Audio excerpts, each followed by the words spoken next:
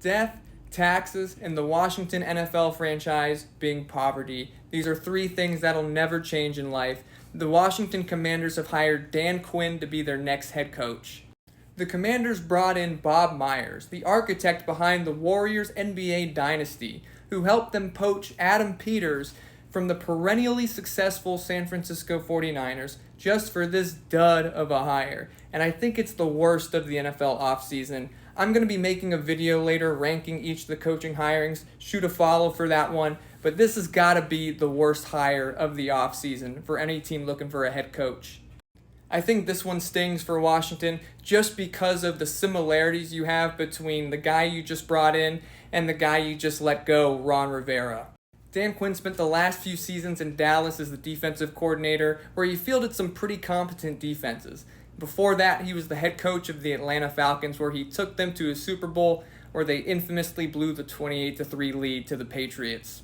Now, the parallels between the two before coming into Washington are pretty uncanny. You have Ron Rivera, who's also looked at as a pretty competent NFL defensive mind in his own right, who also is riding off of one Super Bowl appearance with his former team, the Carolina Panthers, as head coach, where they also lost in the Super Bowl.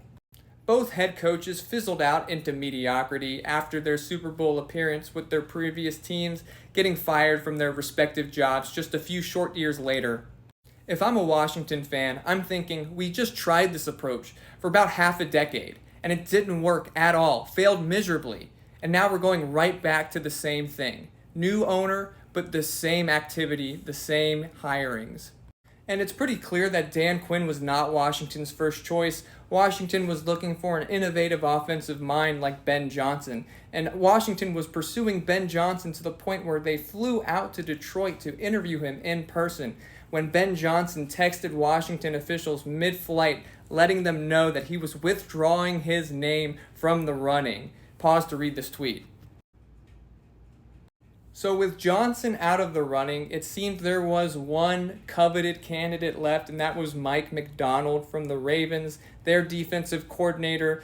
With two openings left, it was between the Commanders and the Seahawks, and the Seahawks were able to scoop him up with the Commanders left out in the cold. I think the Washington front office really dropped the ball on this one, and something tells me Dan Quinn is going to continue helping the Cowboys beat the Commanders for years to come. It comes across as such a mediocre move, especially from a franchise that is so directionless right now.